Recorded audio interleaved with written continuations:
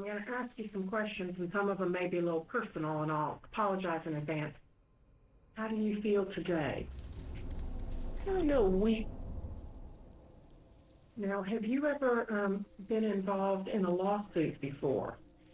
No, ma'am. Okay, never sued anybody before? No, ma'am. Good morning, girls. I'm going to talk to you this morning about the way you look. Now, I've heard it said that we women attach too much importance to our appearance, but that isn't true. After all, the way we look exerts so much influence on the way we feel and on the way other people feel about us that it really is very important. As a French chef might say, it's the little touch of seasoning that makes the dish just right. One of the biggest cosmetic brands, designer cosmetic brands in the world, their ex-formulator had contacted us. He said, quote unquote, "The cosmetic industry is destroying women's cells." C-E-L-L-S, cells. And I said to him, why don't you say something? He said, I can't.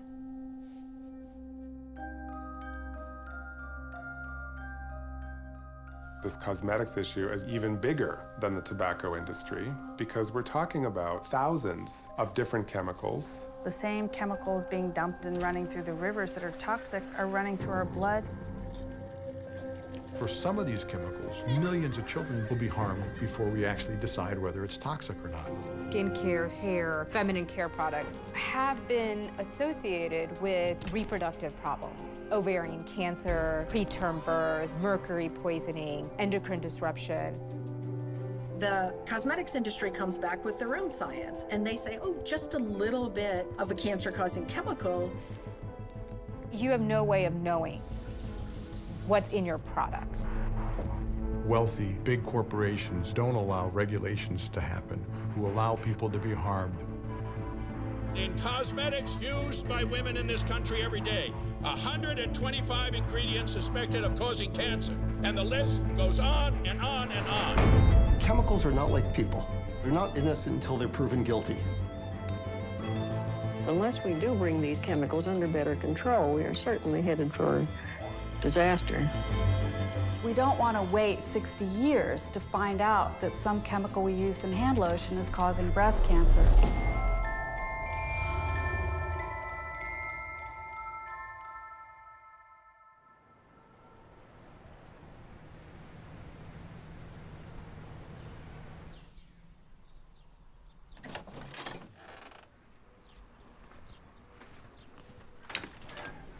In '99, I started going overseas as a NATO peacekeeper.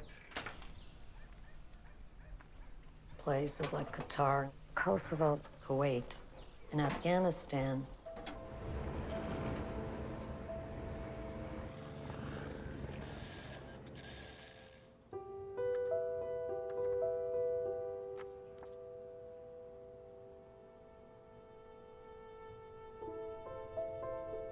Working with the military and going into war zones, worked my way into intel. I was put to work in a detention cell, which is really the jail for the war criminals. I was called a counterintelligence screener. Interviewing and giving polygraphs. Evidence, war crime evidence. Looking for bad people. Helping the country stabilize.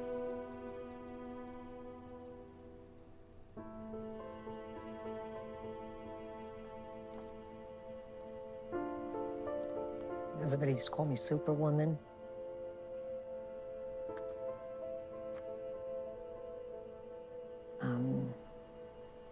I'm sorry, did I lose track of even the question?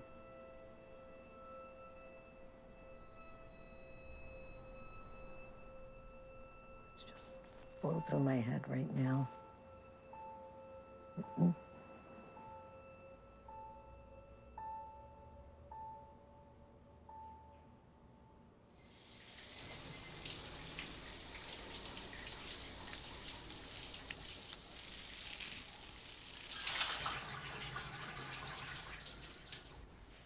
My name is Mimi. I'm 24, and I'm from California. Basic 1. It's kind of funny. Actually, as a little girl, I was always very girly. My mom just likes to dress me up. You're a girl, you should look pretty. People are gonna judge you for how you look.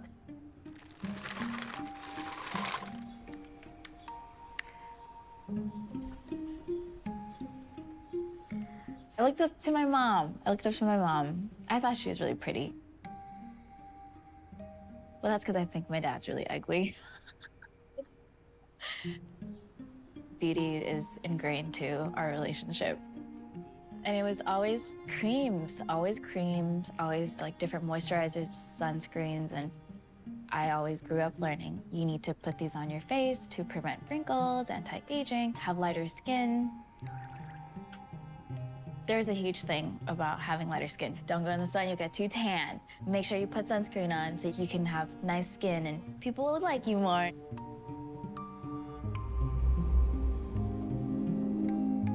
When I was younger, early 90s, most of the people on TV were white female celebrities. That maybe has skewed people's perception of what beauty should be like. And I was just never completely satisfied with how I looked. Why don't I have cheekbones? Why do I feel like my nose is too short? Or why are my eyes so small and not shaped a certain way? In the true blonde have more fun. If I've only one life, let me live it as a blonde. So I don't think I actively thought, I want to look like this white woman, so I'm gonna dye my hair blonde.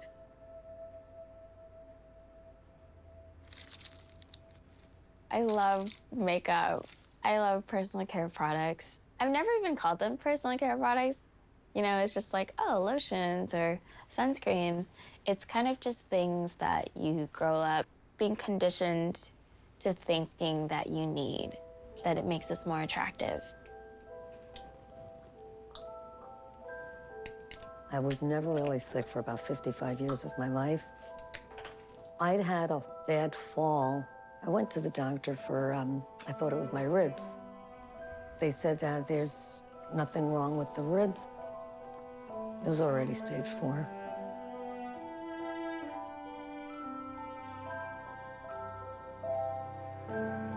I was officially diagnosed in May 2014 for ovarian cancer. Told in March that I had no more than 6 months.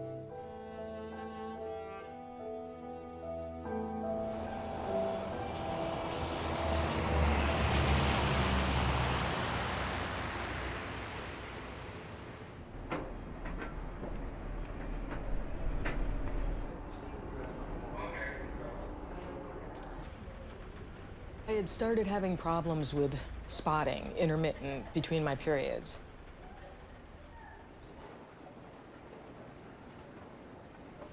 I was 49 years old. I knew I was probably not too far from menopause, but it still didn't seem quite right.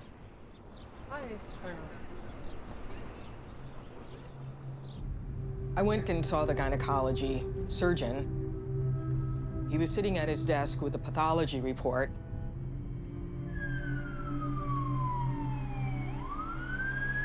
Being a healthcare professional, I just took one look down and I could see bilateral carcinoma. This can't be right. And the doctor said, I didn't expect this. I'm really sorry. Total hysterectomy and chemotherapy. I pulled out all my textbooks, starting to look up, how do you treat ovarian cancer? What did I do wrong?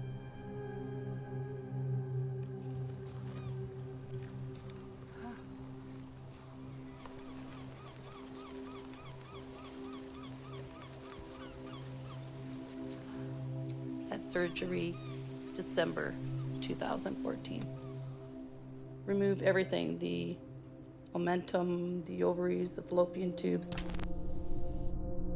My belly started growing, and it was the most uncomfortable feeling. And it got to a stage where I couldn't bend.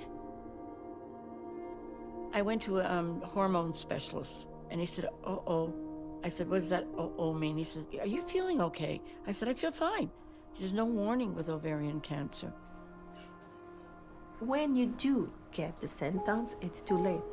When they found it, it had spread everywhere. It's like it's the end of the world, you know? The doctor put in a needle right through the skin under my abdomen. Greenish liquid poured out of me into 6 1-liter bottles. The only thing came to my mind is I'm never gonna reach 50. And that's how it started. You're gonna have chemo, which my heart fell to the ground. My normal life stopped that day.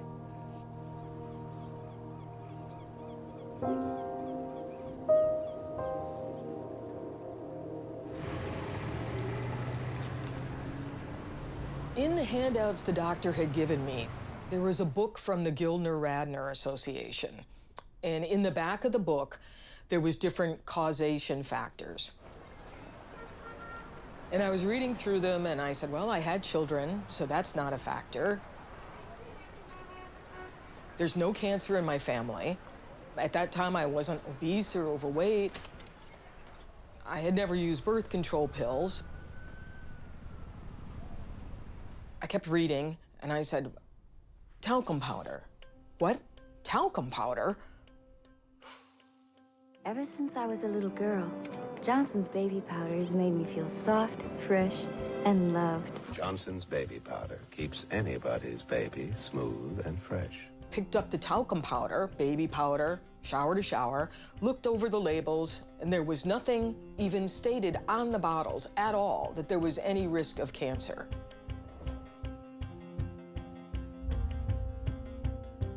That's what I'd been using since I was about 16 years old, and never thought that there would be any danger in it.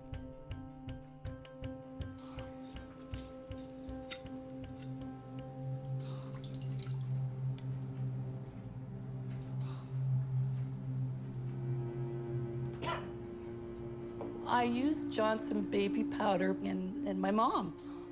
The women in the house were baby powder ladies. My mother used it on me as a child and as a baby.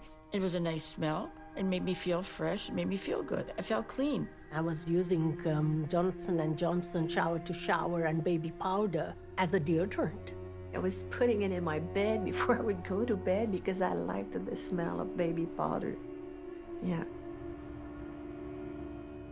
And I had no idea that there was something in the product that could be harmful.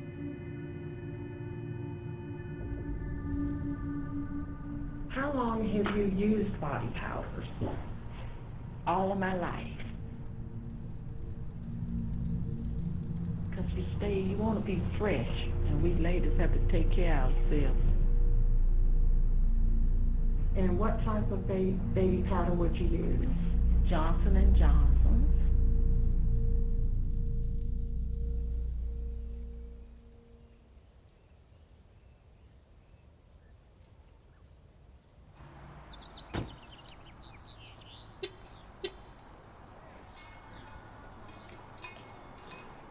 I think having makeup is just like an extra layer of security.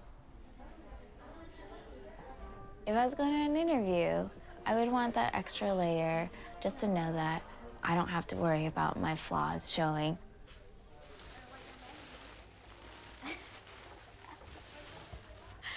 Even though maybe other people wouldn't see it, there are just things that I would notice about myself and would make me more self-conscious.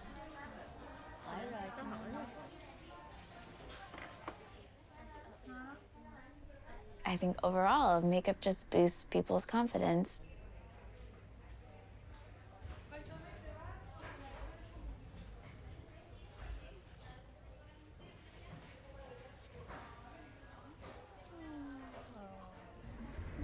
I really think that makeup has been ingrained so much into our culture. If you're in a group of friends, then everybody put on all their products and you're the only one who didn't put on anything. It's kind of awkward to be the odd one out.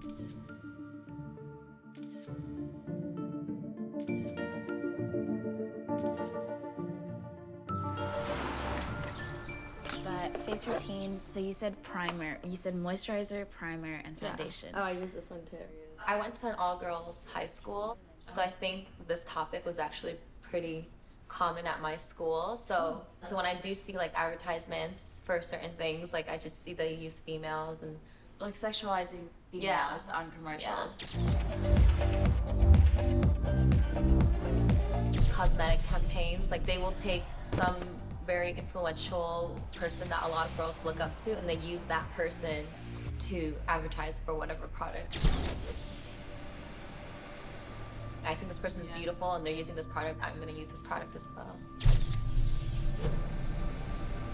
We shouldn't be telling girls to stop using products. We should be telling the government and regulators and companies to stop creating toxic products.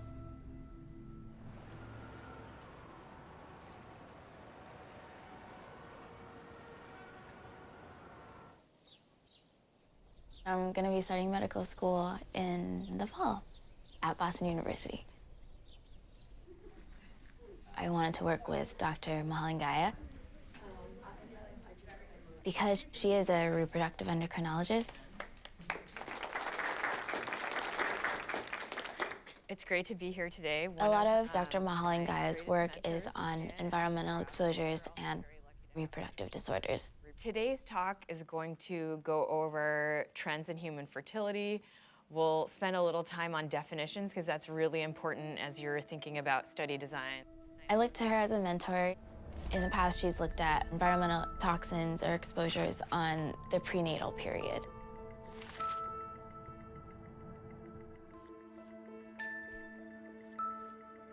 One of my concerns is stemming from the interconnectedness of our environmental exposures. Could we be exposing our gametes, the egg and the sperm, or our embryos to potential toxicants throughout the life course? Remember when I wanted to throw that out, Avera? Why do you want to keep it?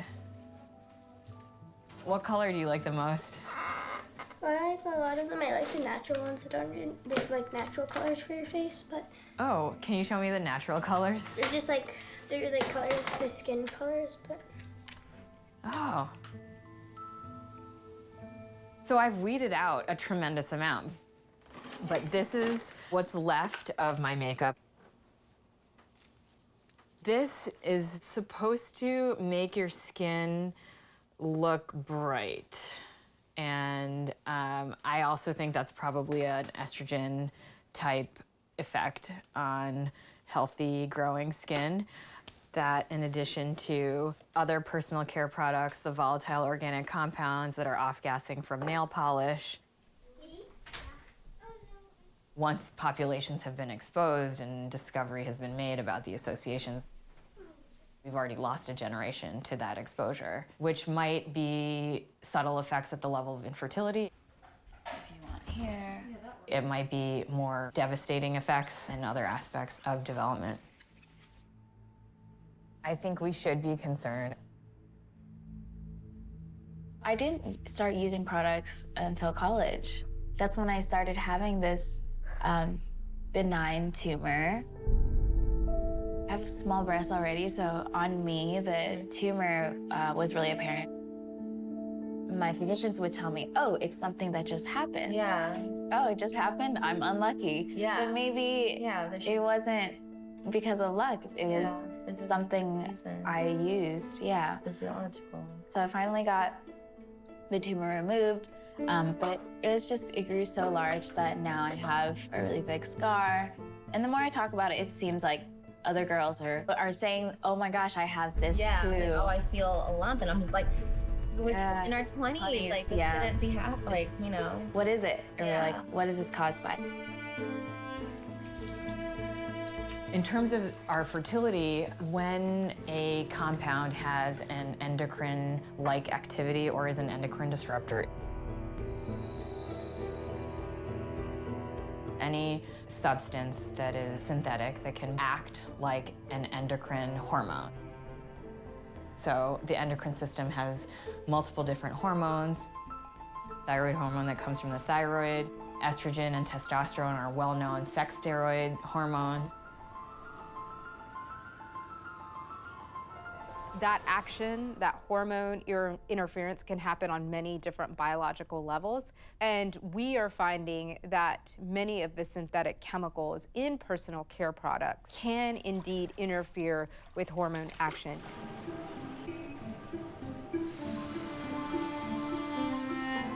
In the words of Jean Rostand, the obligation to endure gives us the right to know.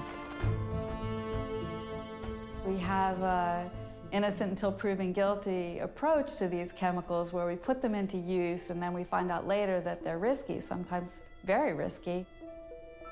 We do know that some of the chemicals in everyday products are estrogen mimics, or they can distort androgens or affect thyroid.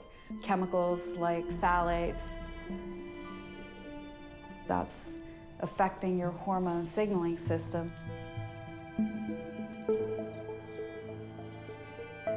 We're trying to figure out if some endocrine disruptor can promote breast cancer or induce breast cancer or have an effect on the mammary gland development. A lot of cream like that you're gonna put on your skin have paraben. In some of the makeup, you're gonna find some paraben and or some phthalates. So there are a lot of products that are using those molecules. We think all the hormone disruptors are going to be relevant to all the hormonal cancers. So that includes prostate, testicular, ovarian, endometrial, and to reproduction and growth. So this is not just a women's problem. The industrial processes that make some of the additives in something as benign as makeup are the same kinds of processes that are involved in chemical warfare and biological weapons.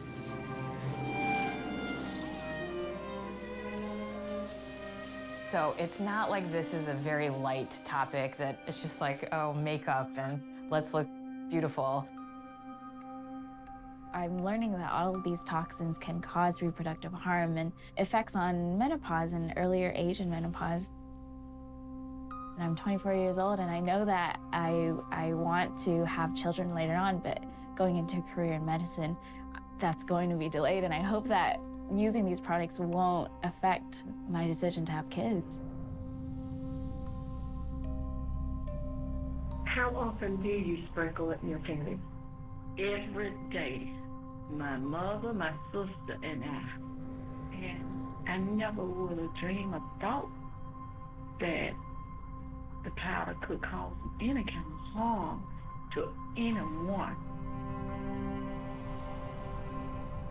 No, there's no warning label on talc regarding risks of ovarian cancer. I had surely expected a warning label would be placed on talc products after the International Agency for Research on Cancer declared talc to be a possible carcinogen. But even then, no warning labels appeared, and that's what's prompted me to get involved in this litigation issue.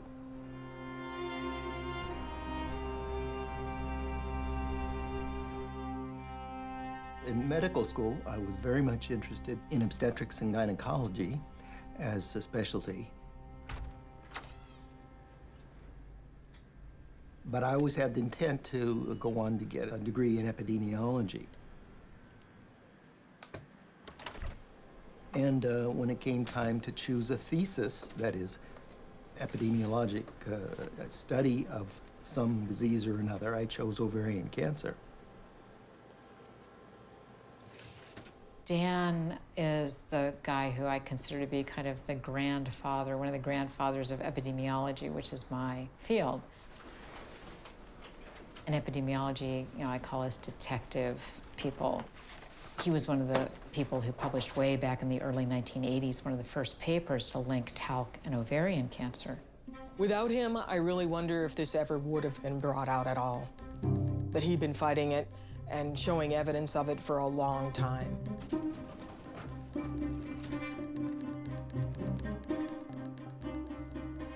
There had been some suspicion about talc and ovarian cancer, but had not been studied in any sort of systematic way. Well, first I should explain that we decided we would do a case control study We would interview women who've recently been diagnosed with ovarian cancer.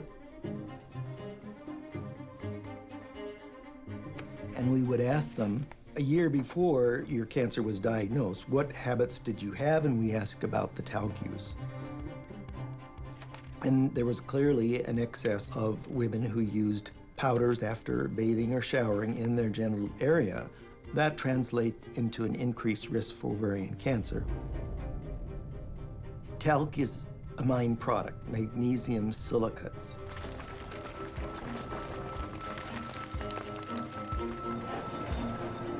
And it occurs more frequently than not in veins with other magnesium silicates, which can include asbestos.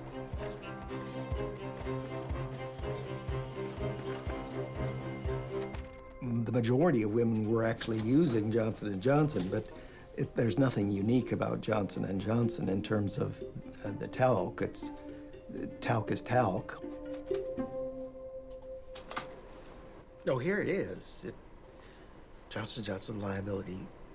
And then here's all the plaintiffs and who they're represented by.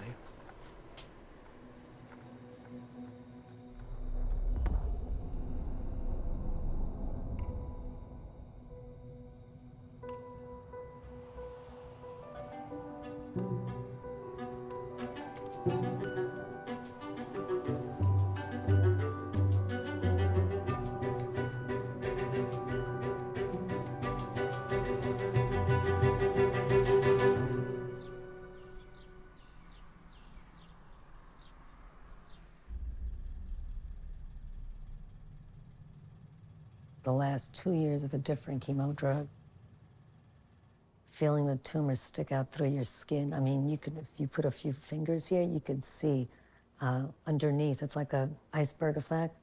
Most of it is underneath, and now the tips are sticking out. It's days at a time where you can't even just drink water without vomiting.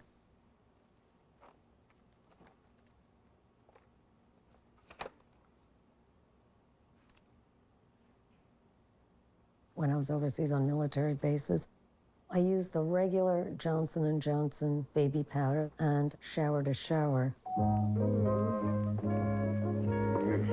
Where's everybody going? Shower to shower each day, helps keep odor away. I used it on the genital area and underarms and in shoes. I loved the scent, for one thing. Made you feel a little more confident.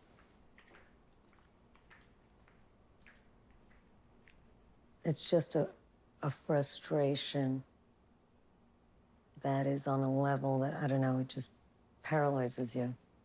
That level of frustration to know you did this to yourself, but I know it's not. Logically, I know it's not my fault. What it boils down to, it's destroying lives. When it comes down to it. That's exactly what's happening. Lives are being destroyed.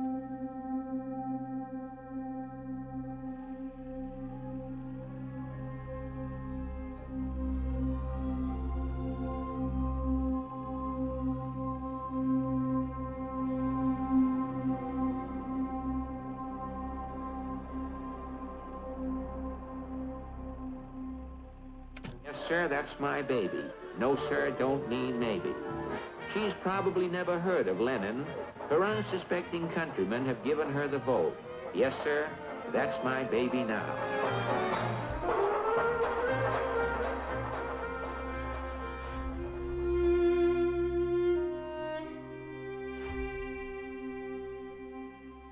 So this is called the American Chamber of Horrors, and it talks about the dangers of the cosmetic industry back in 1936.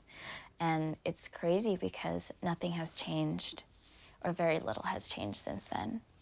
In the laboratory, a scientist tests an eyelash beautifier which only recently came on the market. He finds that this cosmetic contains a coal tar dye. This explains why women who use this stuff are having the outer coatings of their eyeballs burned off and are becoming blind. The way we regulate personal care products in this country hasn't changed since the 1930s. President Roosevelt has endorsed a bill which should be front-page news to every consumer in America. Its purpose is to protect you as a consumer from the many dangerous and fraudulent foods, drugs, and cosmetics still to be found on the market. I don't think it's possible to imagine a worse regulated family of products than cosmetics, which is surprising given how intimately we use these products. The FDA works very hard on drugs, on medical devices, perhaps a little less well on food. Protecting people from dangerous materials in cosmetics is not even in the back seat. It's not even in the car.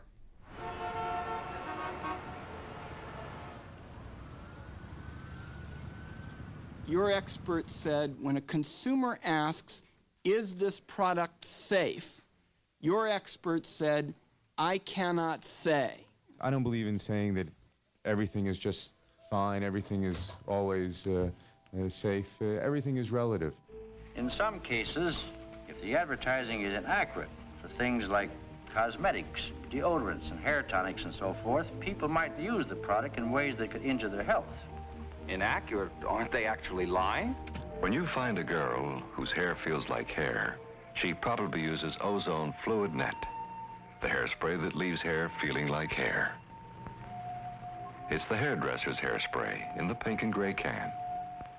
This industry, which anytime you walk into a store in this country, is virtually asserting that they can rebuild people with new cells and all kinds of other very bold claims. The $84 billion domestic cosmetics industry is regulated currently by about a page and a half of federal law. Really impressive, important, influential members of Congress have tried. Ron Wyden from Oregon, Ted Kennedy tried, and every time they've introduced legislation that would require stricter regulation of the industry has fought it back and has said, we will do a better job of regulating ourselves.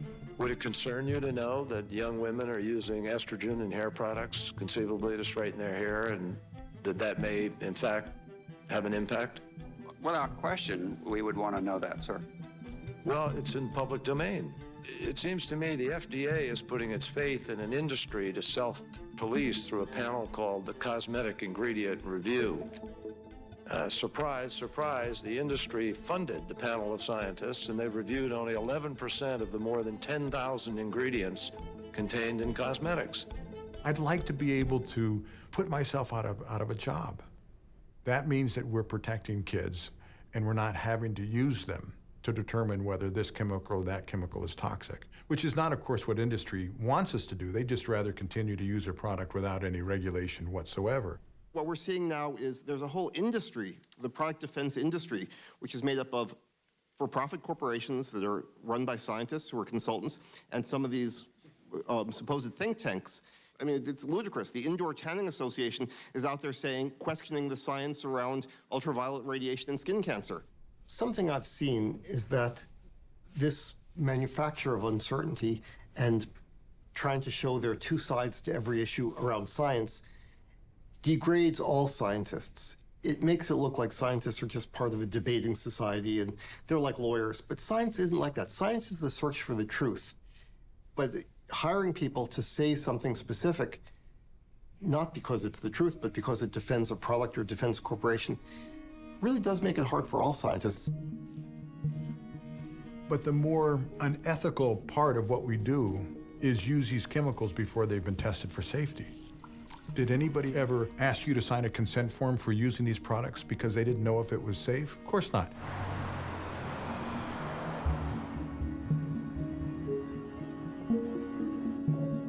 Labels do not disclose what's in perfume, aroma, fragrance, or flavor.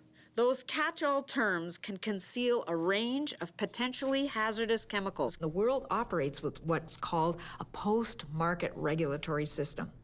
That means that the product is put onto the market first. It's not like you have to test the product first, make sure it's safe, and then it goes on the market. No, it goes on the market, and then if there are incidents, that's when the regulatory system kicks in. Nobody's testing to see if that eyeshadow has in it what it says it has in it.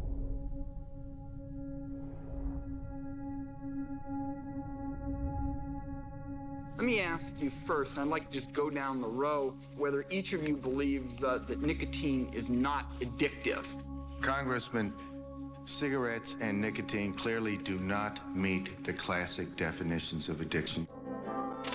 I think the best available science points to this cosmetics issue as being even bigger than the tobacco industry, because we're talking about thousands of different chemicals, most of which haven't been adequately safety tested.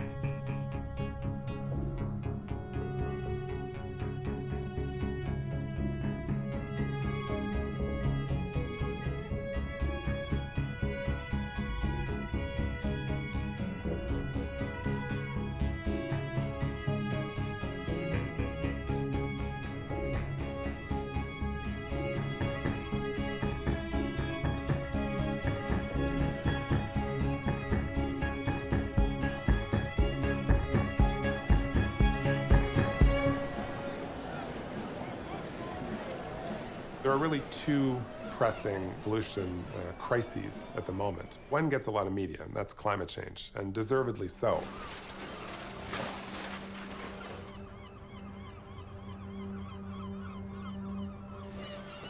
I often wonder why this second pollution crisis, this crisis of toxic chemicals in the products that we use every day, why doesn't this second pollution crisis get more attention?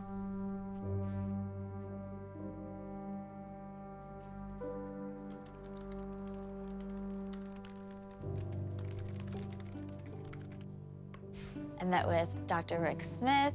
He is an environmentalist, and he's also done an experiment and wrote a book about it called Slow Death by Rubber Duck.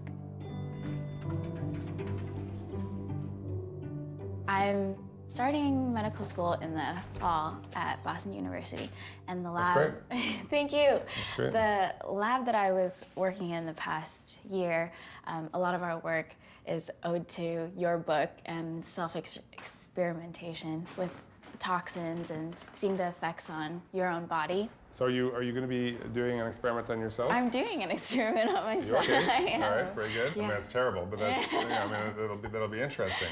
Yeah, so I'm gonna get back to baseline where I'll use no products, take off all my makeup, stop using soap, and then put on all the mainstream products. Yeah. And take the urine test afterwards to see my levels of phthalates and parabens. So all of our experiments mimic daily life. Yeah. We've done a lot of experiments with cosmetics. We've looked at whether you can increase the level of phthalates in your body, the level of parabens in your body, just by using certain products. Right. Our bodies are pretty good at getting rid of them on a regular basis. Yeah. We all have relatively high, relatively constant levels of these chemicals in our bodies all the time. Yeah, yeah. Which means that we're being constantly re-exposed. Yeah. So we're kind of marinating ourselves unwittingly in these chemicals. We wrote a commentary to talk about a phenomenon that we call the environmental injustice of beauty. It's really trying to frame this problem of disproportionate chemical exposures among women of color. We further go on to talk about how each of these categories of product use, whether it's skincare, hair, feminine care products, vaginal douches, and feminine sprays and feminine wipes. Use of baby powder in the genital areas. We also see differences in skincare products. Skin lighteners are being used by women across the globe. There are cases in the medical literature of mercury poisoning from skincare products.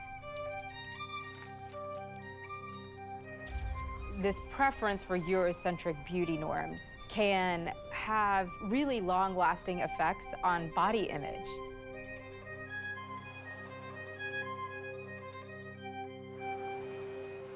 I'm going to start off this evening by talking about personal care products and about breast cancer. Breast cancer is not a new disease. It was there in ancient Egypt. It was recorded in ancient Greece. But the rate of increase in breast cancer is absolutely unprecedented. So this is where we actually grow the cells, the human breast cancer cells. You can have a look under the microscope at whether they're growing and whether they're growing more with parabens than without parabens.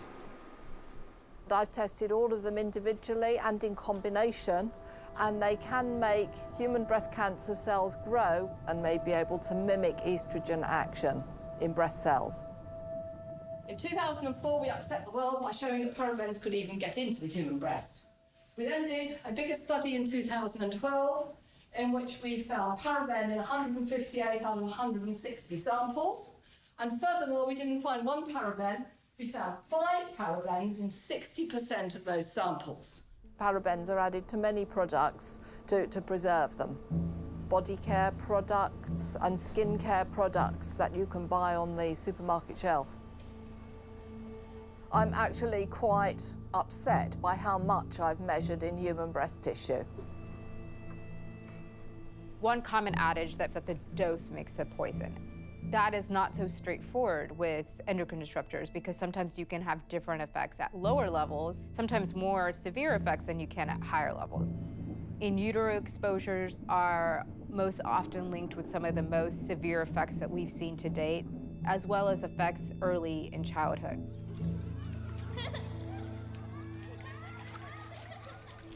Children's bodies work differently. They're smaller, they metabolize things differently than we do, and their bodies are developing still. So when they're exposed to these endocrine disrupting chemicals in our personal care products, that has implications for that child's future health.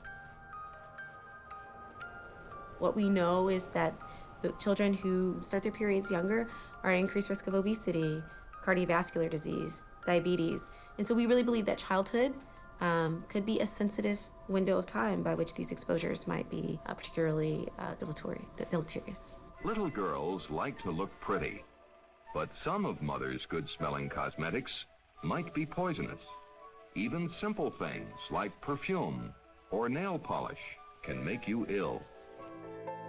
Toxins can have a lifelong impact on children. We've also discovered that extremely low levels of toxins can impact brain development. Joel Bakken, who's a lawyer at UBC and a friend, he's written a couple books. One was called The Corporation. And he was interviewing me about how different environmental chemicals impact children, going through this litany. And after about 5 or 10 minutes, he says, wait a minute, stop. You do this for a living, right? I said, yes. You have kids? Yes. Can you protect your own children? No way. There's too many. I've been studying the impact of personal care products and also pesticides on children's brain development. A lot of chemicals out there are neurotoxins. For instance, lead exposure is associated with ADHD, so attention deficit hyperactive disorder, which is not quite prevalent in the population. It's not only chemicals, like man-made chemicals, there's also natural elements, natural substances, like essential oils, for instance, are a big one. An example is lavender oil. It's being used in a lot of products, and it's actually a pretty powerful endocrine disruptor. There's been case studies published of boys growing breasts because of use of creams or lotions or oil that were applied to their bodies. Baby boys are very, very susceptible to exposure to estrogenic compounds. Exposure either prior to birth or just after birth can have profound effects on hormonal control of reproduction in men.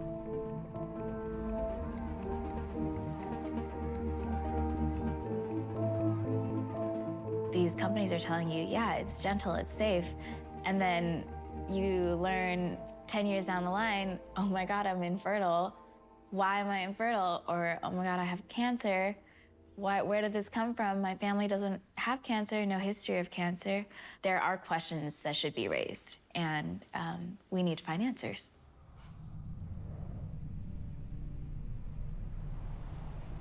And has your cancer affected your relationship with your family or your friends?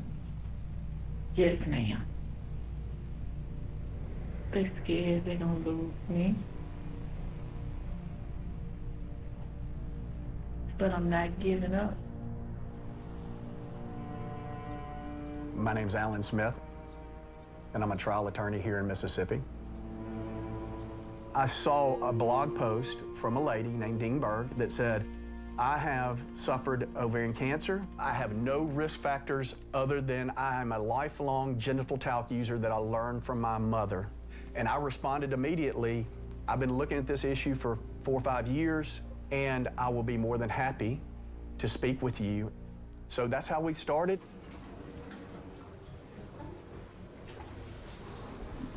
Hi, we're looking for John Sloan. Sure, one sec. I'm looking forward to speaking to the Canadian women because I want them too to have hope that they can fight this, that they can live with it, and that we're in this together. Hi, I'm John. Nice to meet you, Deane. Thanks for coming. We're the ones that actually speak with the client. I always called her my Erin Brockovich because she was the ultimate whistleblower.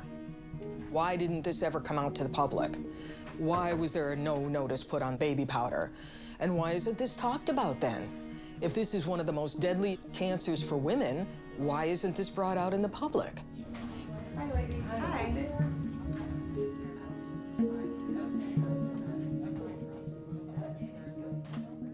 I went on the National Ovarian Cancer Alliance site, and I just put on a blog, has anyone else developed ovarian cancer from talcum powder? And then Alan Smith, the lawyer that I ended up getting, contacted me. And he said, I think you'd be the good case because they can't find anything against you. We started the lawsuit, and then Johnson & Johnson, of course, tried to fight it. They tried to get it thrown out for this reason, that reason, everything. But the judge was a woman, thankfully, and she stood behind us and said, no, it's got to go to court.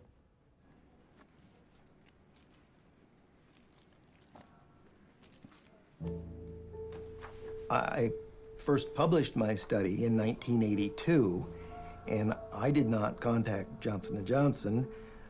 They contacted me. Dr. Bruce Semple, who was the medical director of Johnson & Johnson at the time, wanted to meet with me, came to Boston. I think he spent his time trying to convince me that talc was a harmless habit, and I said, well, maybe you just should consider you may need to put a warning label on it, or you want to put a warning label on it. I was contacted by a little magazine called Cancer Prevention for Primary Care Doctors. I wrote the little article about why you should warn your patients about talc.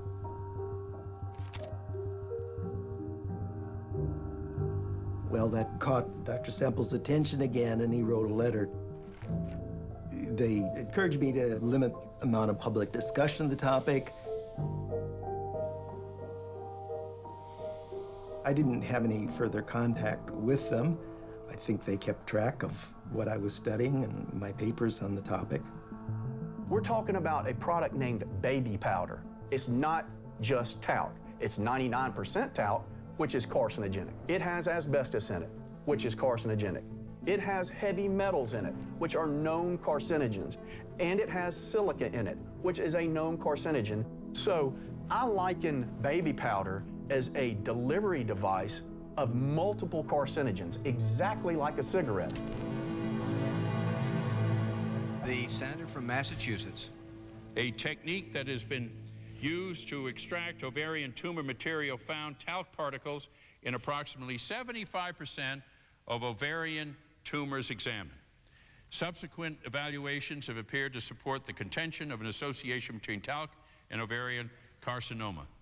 J&J, I consider, as the ultimate villain in this situation, and I want to say clearly why. After we filed Deane Berg suit in South Dakota in federal court,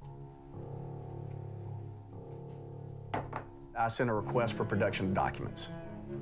My office was stacked with 6, 7 feet high of papers all around my office, and I went through every single piece of paper.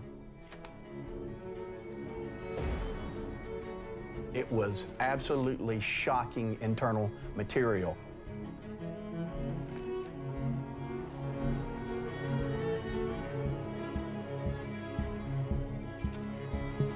I'm talking about decades going back to the 50s, 60s, that they were seeking a replacement for talc in the 60s. And in the same document, they're admitting that talc cannot be safely absorbed in the vagina. And so they're looking for that replacement because of that very reason. They told no one. And then I've seen them go and use their corporate influence to prevent governmental regulation.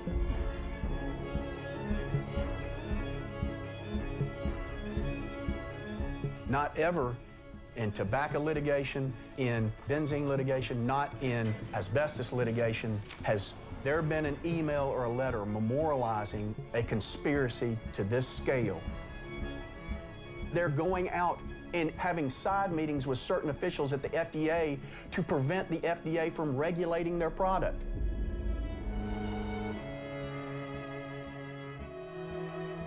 If that is not the definition of a villain, I don't know what is.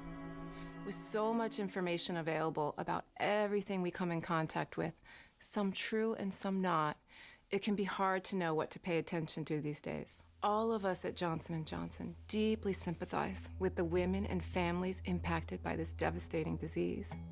At the same time, we are guided by the science, which supports the safety of Johnson's baby powder. Talc causes ovarian cancer. Johnson & Johnson has known about this for decades, and they refuse to do anything about that. So they put me through the deposition, and then we met out in Rapid City, the western part of South Dakota, and they said, well, we'll offer you $800,000. And I said, well, what about the warning label? I thought this was all part of it. There was going to be a warning label, or the product would be taken off the market. No, none of that. And then I'd have to be silent, right. I went out for a walk with my husband at the time, and I said, you know, we didn't do this for money. I said, what about all the other women that are out there? And if I just take money, what good is this gonna do? It isn't. So we went back in and they said, okay, 1.3 million. And I said, no. I stood up, I said, I'll see you in court in September, and walked out of the room.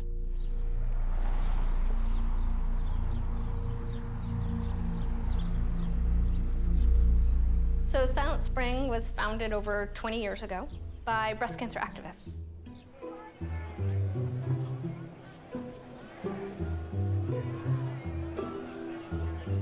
We were founded as an institute to try to study the links between the environment and women's health.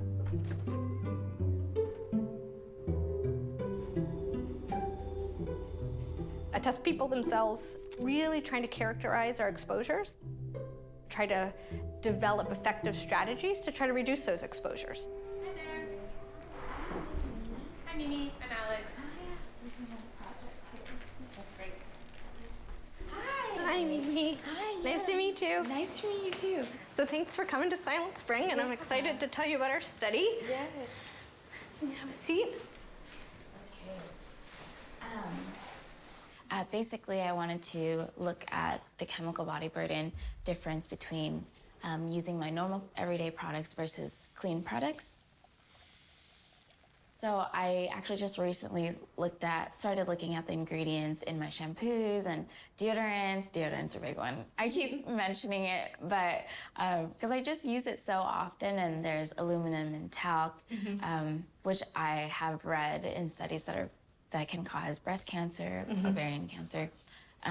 So if that's in my deodorant, then what else am I using and unknowingly causing harm? What do you think is so key to knowing our chemical body burning? The key here is that we're concerned about exposures during certain time periods in people's lives, right? So when a woman is pregnant, we're worried about the exposure that might happen in the fetus, right? We're concerned about early life exposures to children, because that can affect their development. But also women, whom then might be a childbearing age. Here. You can take a urine sample and then put it back into the kit and freeze it. And then once you've frozen it, you can then send it back to us in this shipper, and we pull them all together, and then we send them off to the lab for the chemical analysis. Yeah, no, it looks pretty self-explanatory too. Thank you so much. You're welcome. See you later. Bye.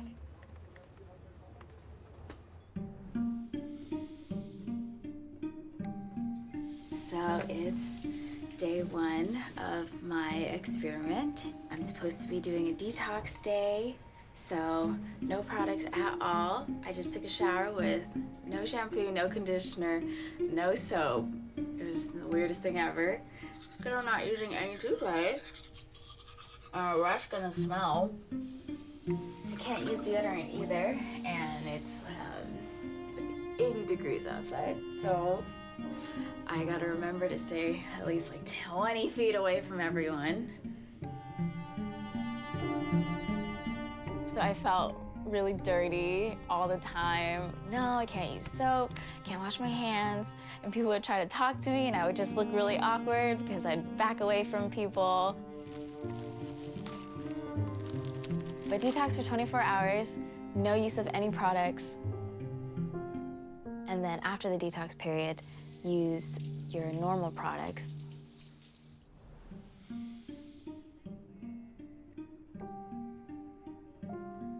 I never thought about the volume of the products that I was using. Eyebrows, lipstick, shampoo, conditioner, shaving. I lost count when I was using them, but I think upwards of 27 products. I'm actually going to look at every single label on every product that I've used. Just make a full spreadsheet of which products have what, and then create categories on which ingredients show up most often. If I do show a really high level of chemicals, I don't know, parabens, phthalates, I really want to look into what disruptions does this cause in my endocrine or reproductive system. If I can find enough data, if I can pull enough data to show that these chemicals are very harmful, then I would take it even further and really tell the public, hey, this is what we're doing to our bodies and we need to stop.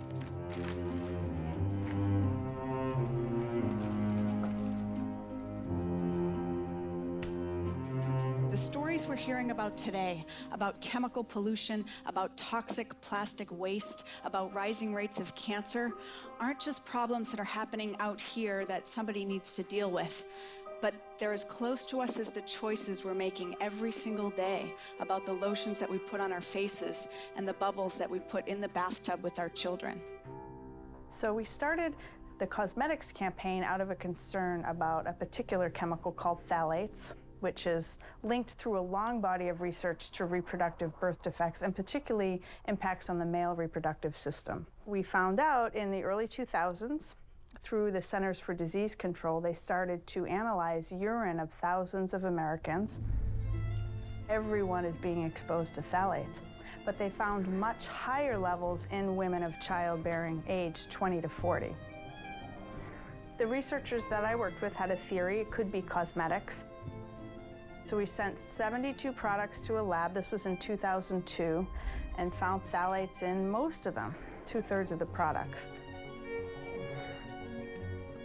And we reported that at a press conference.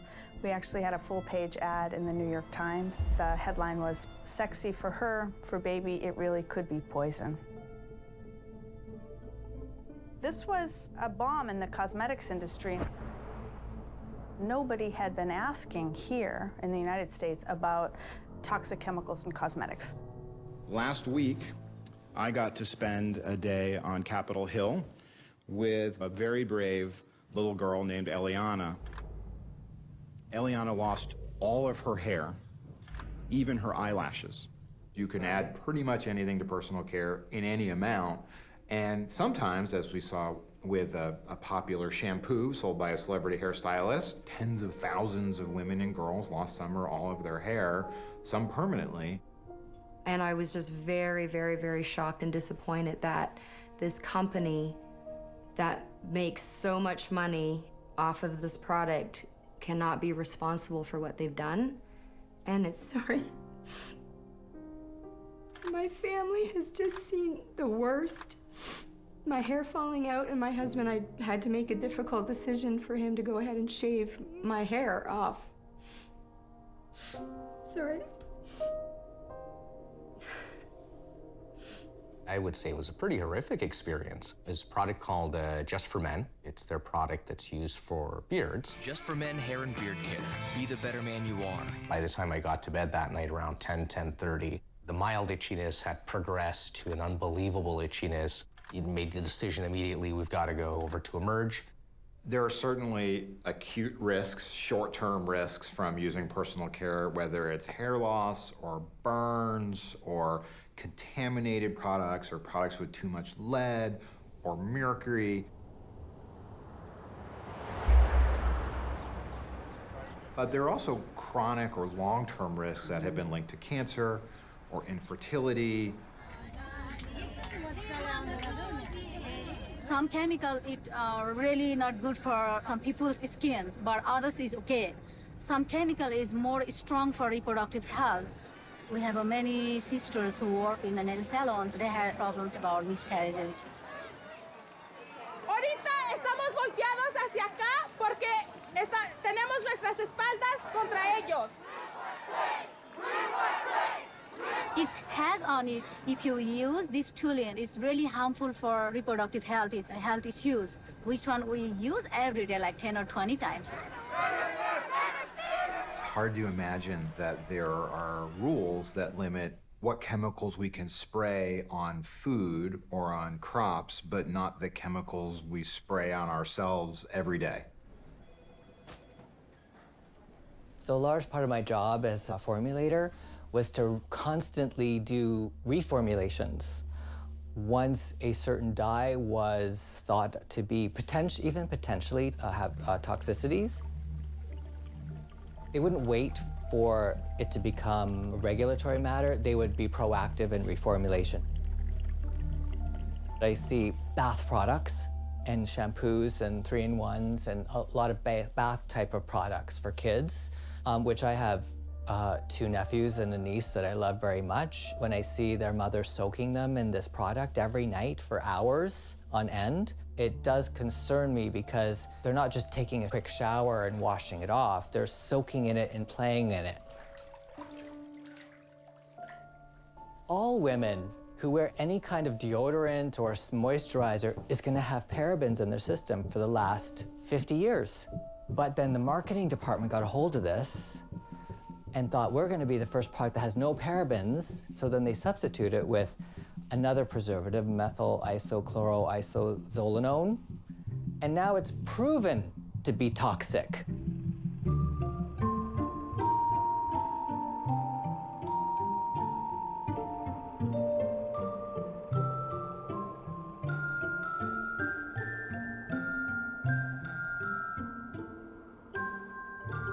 I never set out to be a makeup artist. I was traveling all over the world. I've lived in Paris, London, Berlin, Hamburg, New York, Miami, all doing makeup. I did a lot of Victoria's Secret, and my big thing about that was these foundations, the chemicals I'm using on the girl's skin. These girls are like 18, 19 years old. They're flawless. And in my 30s, I started feeling really, really sick. I had problems with a lot of the makeup because it was burning my skin. When I'd do full body makeup on the girls, I'd take it off with a makeup wipe. My arms literally would break out into a rash. And so I went and had really advanced blood work, urine analysis, and hair analysis. And when I picked that up from the lab, they said to me, "Do you work in the cosmetic industry?" And I was completely in shock. And I said, "How do you know that?" And they said, "Because we see a lot of these chemicals in cosmetics and also people that do hair." So I started studying all this. I got so involved in that, people were saying, "Oh my God, if you put this out, you'll never work again in the industry." But surprisingly enough, it catapulted me to a higher level because I was a makeup artist, had something to say.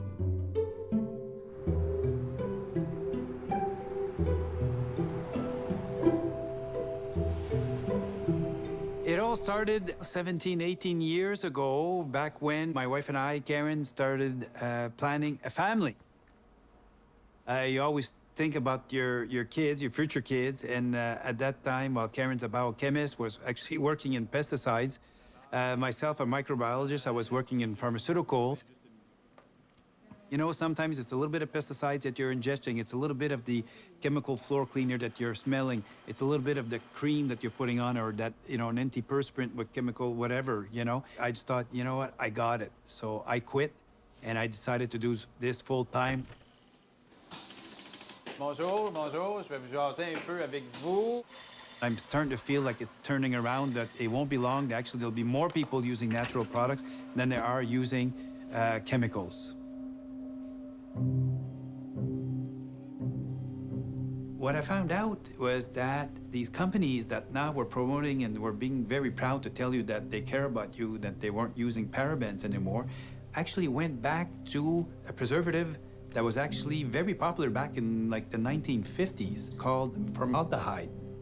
So they were using formaldehyde, but they weren't naming it formaldehyde on the product. Formaldehyde is a fantastic preservative. I mean, it kills everything, right? So companies developed these slow-release formulations of formaldehyde. And as such, they were able to give it a new name. So they can change the name so they can dupe you so that you won't know that it's formaldehyde in the products. And that kind of stuff does happen. This is real life, and it's still happening today, unfortunately. What kind of stuff do you currently use? Okay, so I do the whole thing. I do the moisturizers. I got Neutrogena, a primer, face full coverage foundation, any concealers, like a setting spray. Yeah. I use anything for my eyes, face, lips. It works. Yes. Yeah, if you like a I bit more found different clean products for every single item that I had. like slightly more pink. White. And then I put on my clean products.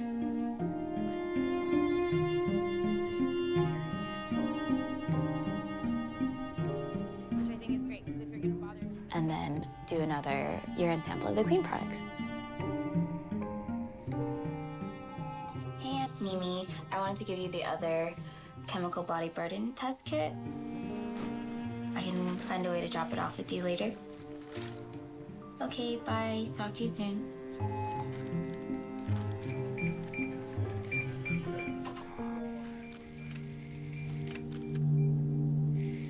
Today we begin with a possible health risk involving one of the most trusted products, baby powder. Deane Berg is one of the more than 20,000 women in the U.S. who are diagnosed with ovarian cancer each year. Alan tells me the story that the lawyer for the defense said you've got about a 1 in a million chance of winning this. One person versus a humongous pharmaceutical company. They became the first to file a talc lawsuit against Johnson & Johnson and its talc supplier. It was truly David versus Goliath. They had 20 or 30 lawyers on their side, and it was me.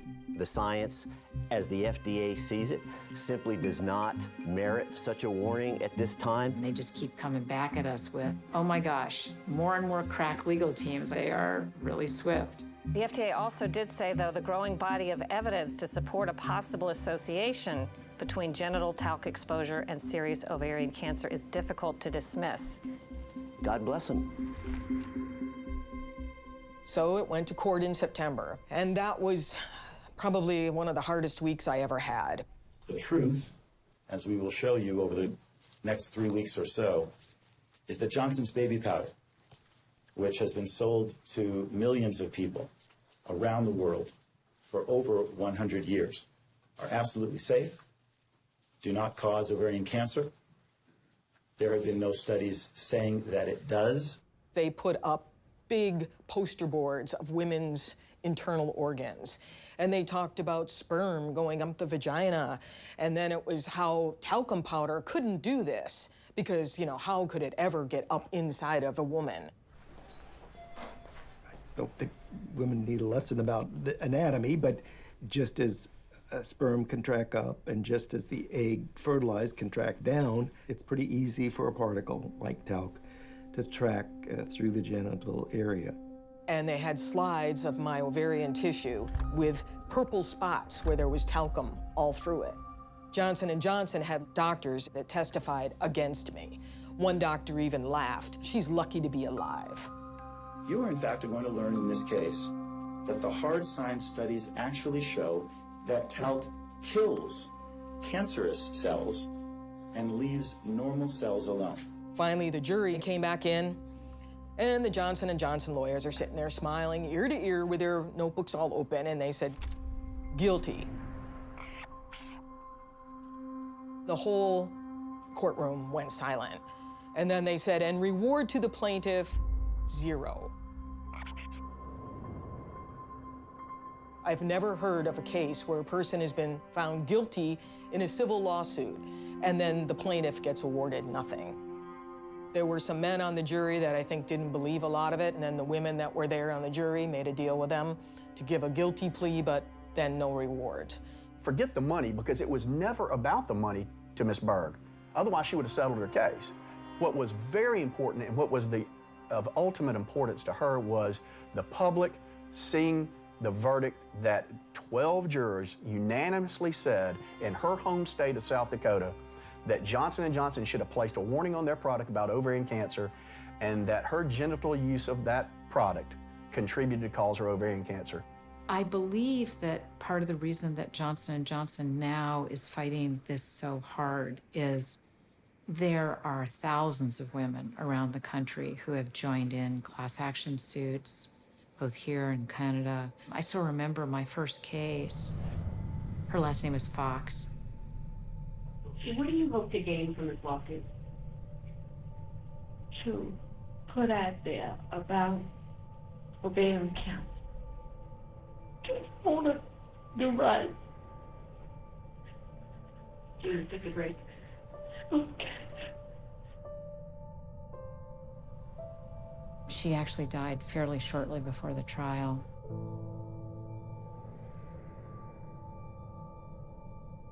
She's a big girl. You a big girl?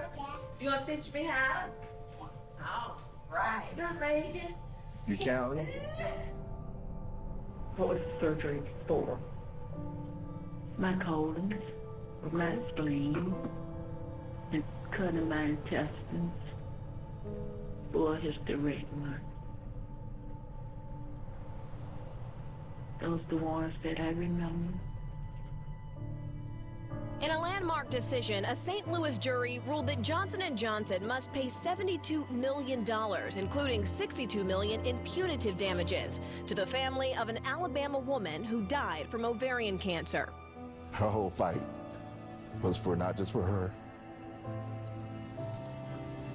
but so many other women.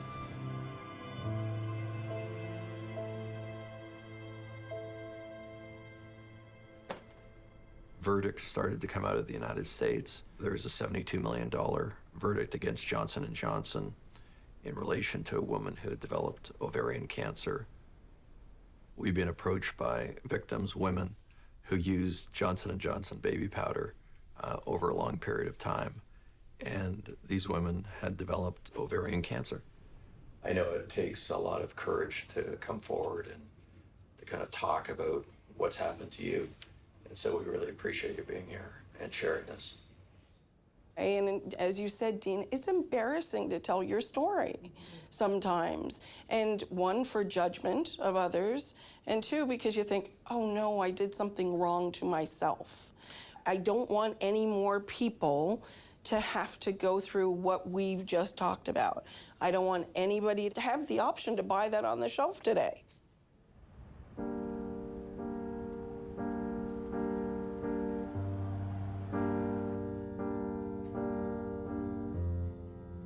Hello, Sheeta. Hi, welcome. Good to see you. Please grab a seat. But here we have this situation where had J&J simply warned of this risk, none of these people potentially would have had ovarian cancer. Stand strong. You know, just look them face to face and don't shed a tear. And they will try to make you look weak, that you're just complaining that this really wasn't as bad as it appeared to be. And if we stand together as women, we can do this. Yeah, she could use it. What's that? What I'll do after I go back to the States is I'll try to Nice meeting you. Nice meeting you too, and thank you for your story. Oh, thank you for all your support and being a pioneer. You're welcome. Certainly nice to meet you. Thank you so much for coming. I feel good as a woman, as a whistleblower. I open this up to the public to try to help prevent other women from getting ovarian cancer and suffering the way I did and other women have.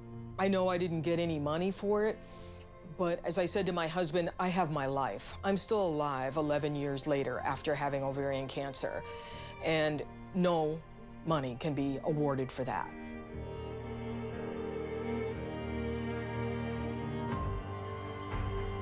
This is not a helpful habit. It is a harmful one, and you should not use these products. It will get into the pelvic cavity.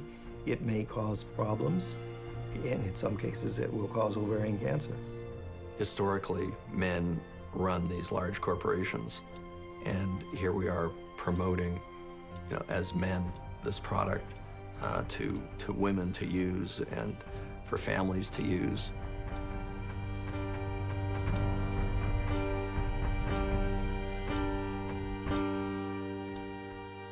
Now, as chairman and CEO of this company, I take this personally and very seriously, and I know that many of you do too.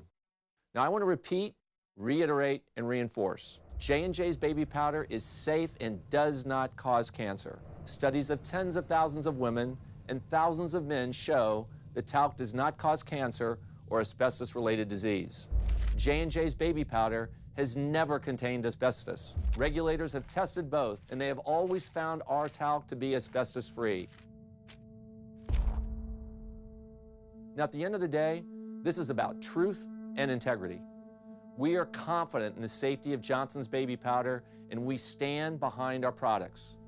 They are putting blinders on to all the devastation and disease that they're causing for the benefit of protecting a corporate image of a mother and baby and a product that started the company. And to me, that is the ultimate sin. How many more women will be impacted? Well, millions. While this drags on for 10 years more, and J&J will keep it in the courts as long as they possibly can.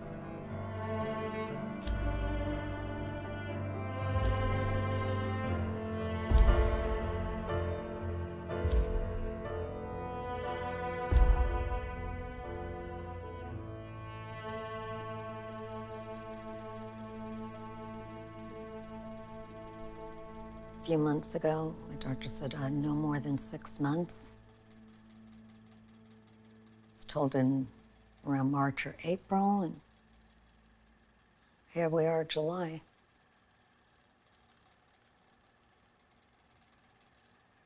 I have such a love for children. I wonder if this was the reason why I couldn't have any as well. My nephew, Aiden, he's the love of my life. Would have liked to see him grow up a little more.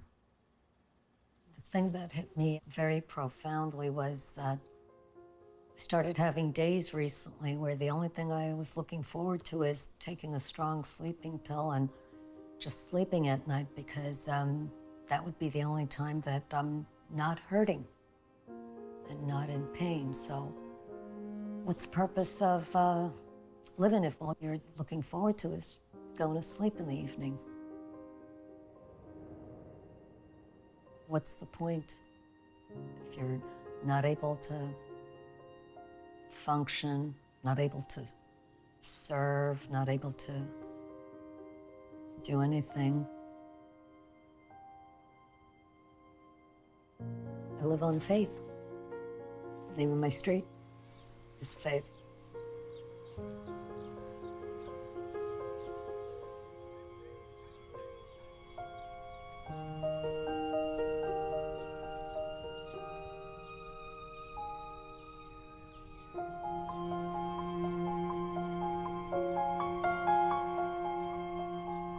We have to remember that children born today are exposed to these chemicals from birth, perhaps even before birth. Now, what is going to happen to them in adult life as a result of that exposure? We simply don't know. Unless we do bring these chemicals under better control, we are certainly headed for disaster.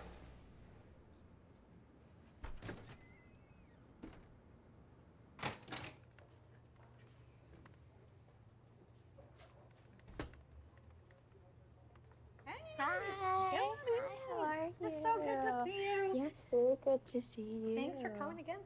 So how are you doing? I'm good. Yeah. I'm good. Yeah, it's been a good summer. Good. Yeah. You've been busy? Yeah, Good. but gotta go back to school. Yeah. I was just looking at this. Who's Rachel Carson? Rachel Carson was really one of the first female environmentalists. She wrote this book in 1962. It came out called Silent Spring. And that's how we're named. She was really calling attention to the impact of chemicals, particularly on the ecosystems, but as part of that, she was testifying before Congress. There has been too little to warn the consumer that he is buying and using a very hazardous substance. So many people write me and so many people telephone me and say, well, I had no idea that this stuff that I was using was dangerous in any way. The time she was testifying, she was actually battling breast cancer.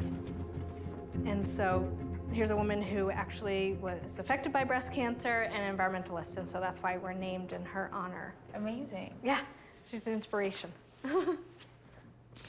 Yeah, so we have your results. I think this is a great opportunity to kind of walk through them. Okay. Ask any questions. We have the day 1 morning, day 1 evening, so that's your first day of regular product use. Then we have day 2 morning and day 2 evening. That's the alternative product use. So you can see here, right, if this is the 95th percentile of most of the national level, you are above the 95th percent. So you have higher levels than most Americans in at least 3 of your samples here. Your samples, actually, all 4 of them had higher levels of MEP, which is a monoethyl phthalate, which is one of the phthalates that's typically used in personal care products. Now, these are, I'm going to just show you kind of the phthalates that we looked at. So you can see the skewness, how quickly you can jump up. You go from the morning sample to boom to the evening sample. Yeah. This was me putting on normally what I would put on to go out. There was another day, right, where you avoided parabens and phthalates for a couple days, but then kind of used different products or alternative products, right? It's not as much so, right? And in fact, the levels kind of go down. I think it's probably just almost like noise. These are probably kind of equivalent. This is good because this is the alternative products. So all the clean products are So clean. you were able to find them, to be clean. Yeah. That's great. That's good news. My MEP levels were higher than 95% of Americans, though, which is scary to me because I don't know what that means for my body. I don't know if it's already done damage. I don't know if I could reverse this damage. Where do I go from here? Fertility is my concern. Cancer is my concern. And it scares me.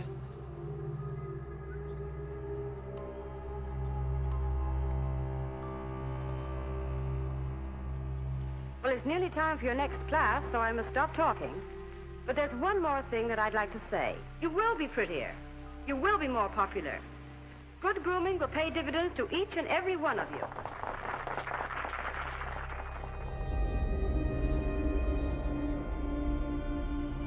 Let's try to change these beauty norms so that women don't have to choose between their health and trying to look beautiful according to these arbitrary standards.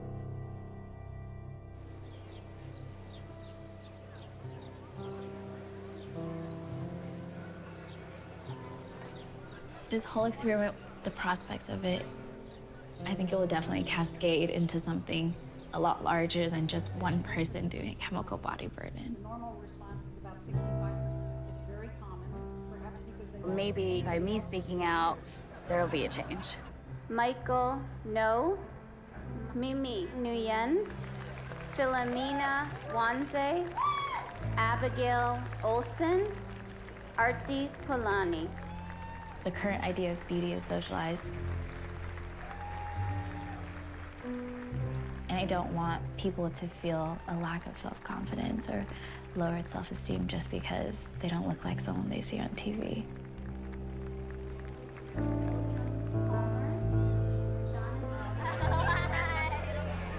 I don't think it's wrong to dye your hair and feel beautiful. It's not wrong that people use makeup. They just need a safer alternative to makeup. We're gonna take pictures of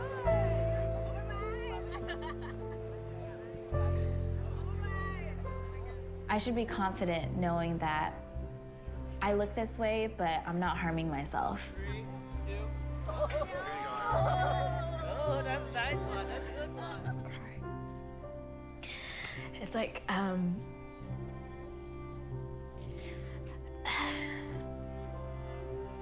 through this journey of mine too, I never felt 100% happy with who I was. And I think that is because I was so distracted with how I look, and I was just worried about what people said about me or like what my image was like.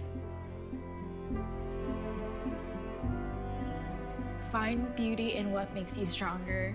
Find beauty in what you worked really hard for. I'm a hardworking woman. I can't be influential, and this doesn't have anything to do with how I look. And if we could spark the conversation, spark the revolution against these toxins, just taking back the power that we should be having already.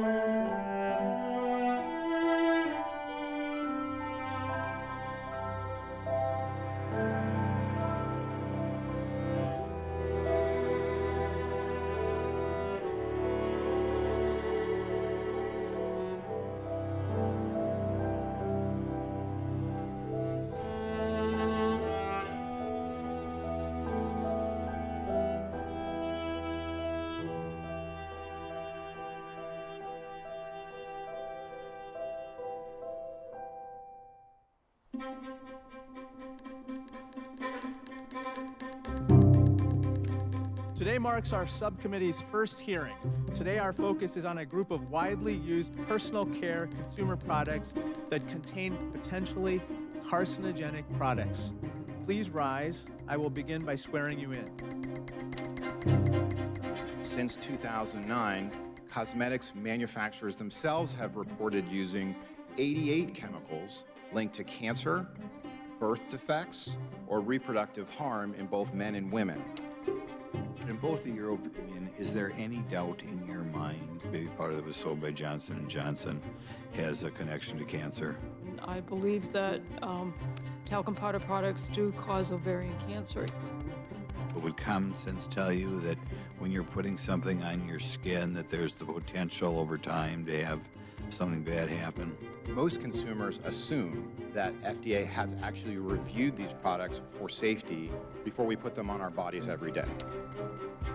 At least 2,000 products contain talc that are available for sale today of which more than 1,000 are loose powders or pressed powders. It only takes one fiber lodged in the lung to contribute to mesothelioma decades later. But I just don't know how the consumers can have any true trust and faith here that they are safe in the consumption of these products. I wouldn't wait another day to require a warning on all these products. Corporate greed is a type of cancer in our democracy right now. I can't wait for this legislation to pass for people to stop dying. Thank you so much.